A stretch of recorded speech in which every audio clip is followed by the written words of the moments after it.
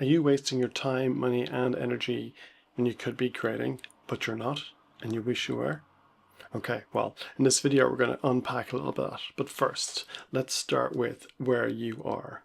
Okay, so you spend lots of time on YouTube watching reviews of new gear that's come out, the latest camera lens from Sony, the latest body that's come out from Canon, the latest synthesizers, the latest software updates, all of those things that just get you excited about your craft. And then you watch the reviews and they all come in, tons of them all at once, getting you up to date. And you're thinking, should I sell my old gear? What do I do with it? I haven't used it for a little while. Or you continue to pay a license like the Adobe suite, or you update your Ableton software every year when it comes out, or when it comes on discount. Or when Black Friday rolls around, you buy stacks of plugins thinking, oh, this will be the exact thing that I need to spark me into creativity. And yet they're all sitting there either on a shelf, in a cupboard, or in a folder on your desktop, not doing anything. You're not using them nearly as much as you could or you should. Now, I'm not saying this to make you feel guilty. I'm saying this to go, I see you. I recognize that that's a thing. I've been there. I have bought so many plugins on discount at Black Friday, but I've moved on. I buy hardware now. And this is one of my favorite pedals. And they tend to get plugged in and they tend to get used because they're real and physical. And you know what? I get to sell them when I'm done too. Anyway, I'm Rolly and I help professionals, specifically like kind of corporate professionals who want to make music, shoot videos, take photographs, write, make art, but they're feeling stuck. They're feeling like, hey, I've got all this stuff, but work is busy, life is busy, I'm a parent, I've got a dog to walk, I've got a house to look after, and I help people like you to connect back to your creativity, your creative spark, and find time out of your busy week to make that happen. As well as much bigger transformations. So if you're on an entire journey around what's your purpose and why you're here, what's important, that's also something that I help with too. But today we're just going to have a think about what is it that is holding you back. I want to start with one quote. There's a quote from Howard Thurman. Don't ask yourself what the world needs. Ask yourself what makes you come alive. And go and do that, because the world needs people who've come alive. And yes, I was reading the quote. Hopefully I'll put it up on screen too. I think it's really important to remember that when we get into a job that pays well and we've got into a relationship, we've started a family, we own a house or you're renting and you've got like bills to pay, that we can't just drop everything and go and hike off into a mountain, and live in a cabin like Bon Iver with a guitar and a microphone and a tape recorder for months on end to create our work. So that would be idyllic and beautiful and lovely. But we actually need to be practical and think about how do we create that connection? How do we connect to that piece that makes us feel alive? And probably if you are investing your time and your money or energy on YouTube and updating this software or buying new gear, then you have had some connection to it in the past and you know that it's important to you. But you've had to kind of balance, how do you make a living? How do you get paid?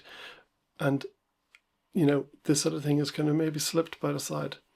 And that's okay. I think it's happened to a lot of it. It's definitely happened to me. I've been there. I've bought the cameras, the lenses, I've bought the music gear, I've bought the plugins, and yet I've had to find a way to connect back to that. I've had to find a way to understand what's important to me, how it's deeply connected to my purpose, my meaning in life, but also that idea that, it's something bigger than us. I think that's a really important place to start. Let's start at a place where we're thinking about, let's not make it about us.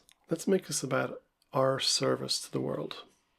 Because if you have been given a gift that you can sing or write, that you can create art, whether that's words on a page or it's paint on a canvas, whatever that looks like, it's part of you.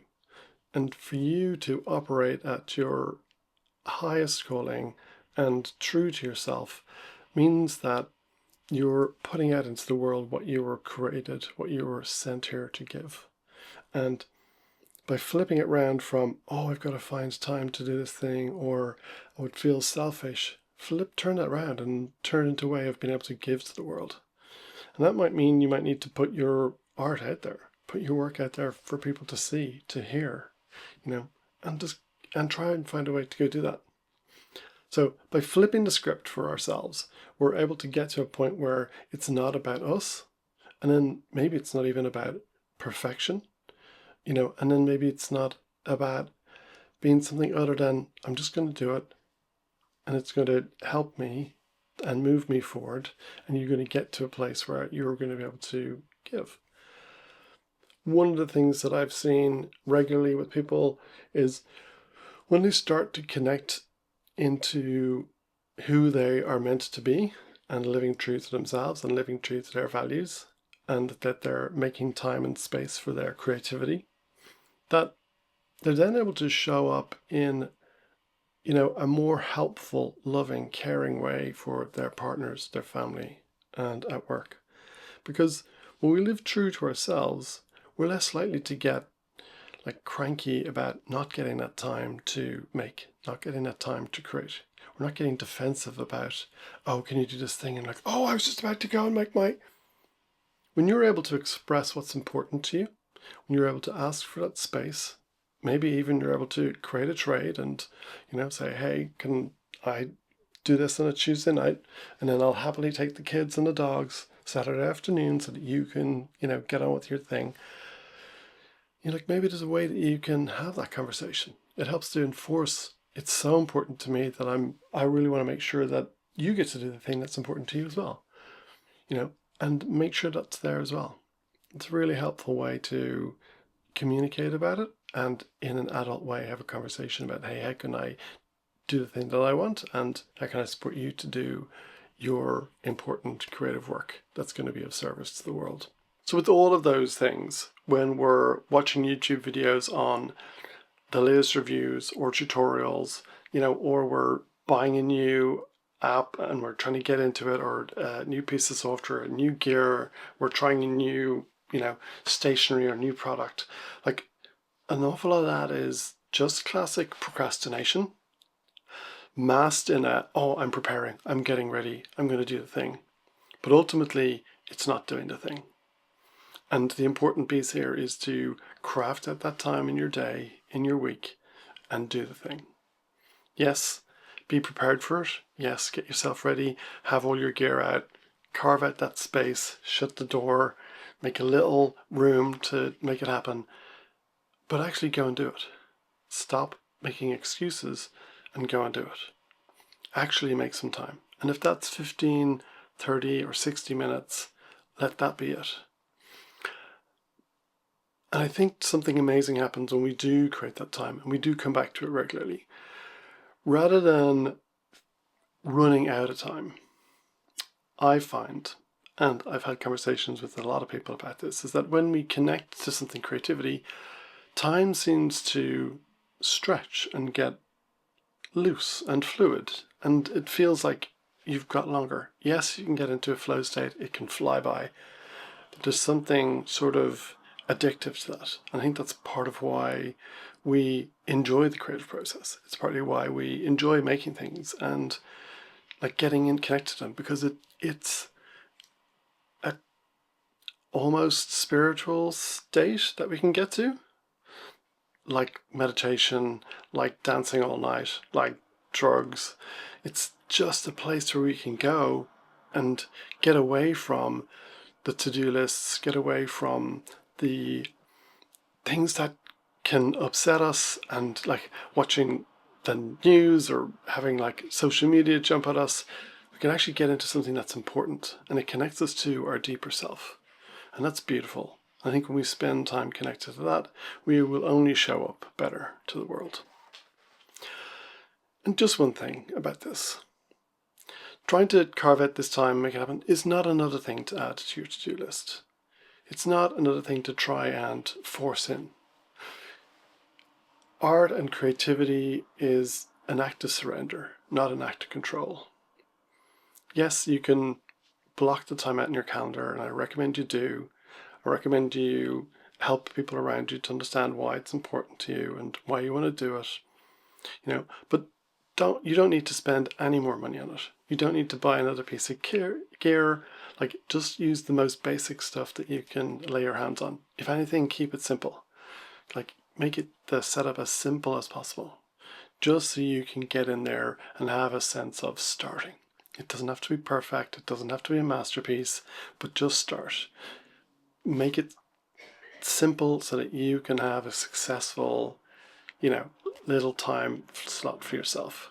It's not about finishing something. It's not about creating something epic, but it's about just building a stack of attempts to get in there and to try and to make it happen. And I think when you get into that as a rhythm on a regular, whether that's once a week or a number of times a week, or even if it's once a month, you'll start to build back up the muscles and the memory that you have for it. It's a little bit like going to the gym, but we don't see the results on the first day or week, maybe even the first year, but it's totally worth the effort because you're ultimately investing yourself and pushing yourself forward and pushing yourself out there. And be brave, find somebody to be accountable to. Join a community of like-minded individuals and share your work. Find collaborators. Find people to critique and, help you to improve, whatever that looks like. Go out there and do it. Okay, I'm going to leave it there, but do your best to carve out that time and make it happen. And if there's any way that I can support as a creative guide and coach, let me know. My links are in the description. Okay, you take care. Have a good week. Bye.